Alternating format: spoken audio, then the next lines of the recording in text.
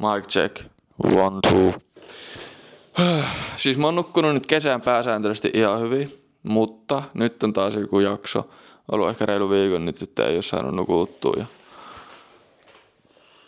fucking tired. Mut sellaista se on välillä. By the way, tää on varmaan mun lempimuki.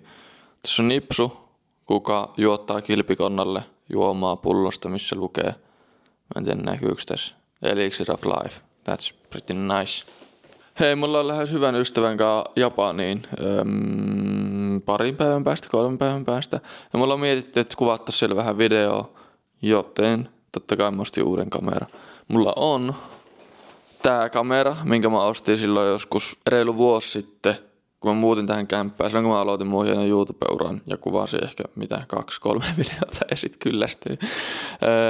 Tuo on loistava videokamera, mutta mä haluan sinne reissuun jonkun pienen, kevyen, milloin on helppo vaan kuvaa. Tää on ehkä enemmän semmonen, mikä vaatii vähän enemmän säätöä. Tai I guess tässäkin on joku automode, minkä sä voit vaan laittaa päälle ja painaa record ja se hoitaa kaiken. Mut sit sen lisäksi tossa kamerassa ei oo gimbalia.